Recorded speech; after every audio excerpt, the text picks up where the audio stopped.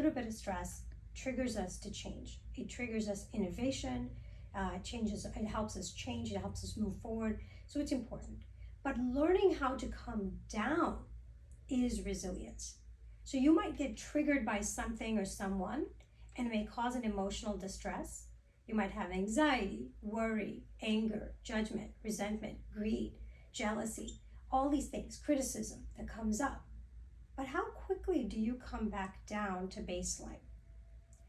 That is where your intuition comes in. So the first step is always awareness.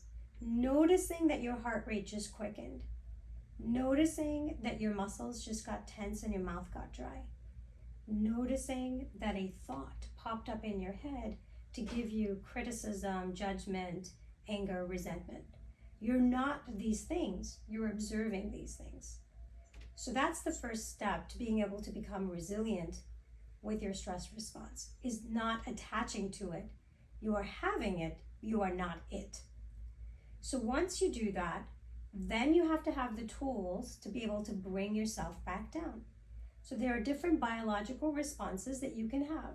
You can become reactive, which is what most people do. They go into fight mode or flight mode or freeze mode. But what if you just chose relaxation and you just decided instead of reacting, you're going to take deep breaths and pause? Or you're going to bring the breath into the muscles that are tense and relax those muscles. Maybe you did a 2-minute body scan and you went into this relaxation response. Am I aware? What am I aware of? And then once you go past the relaxation response, can you pop into the intuitive response? Tapping into your wisdom. What is right? What is wrong? Ask yourself, the story that I tell myself, is it true? Could there be other versions of the truth?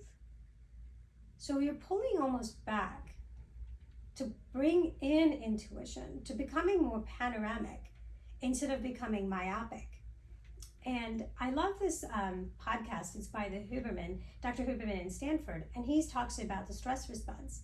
And he says when people get stressed, their vision actually narrows in. You actually start to see myopically. And he goes, one way to get out of fight or flight is to walk forward in nature and look panoramically. And so when your vision becomes wider and you start moving forward, the brain turns off the fight or flight response. How interesting that the body can turn off the mind, right? So using these kind of biohacks, you can even say, what's the bigger picture? Is my story the only story? Can I come up with a creative response? Can I think of something bigger than myself?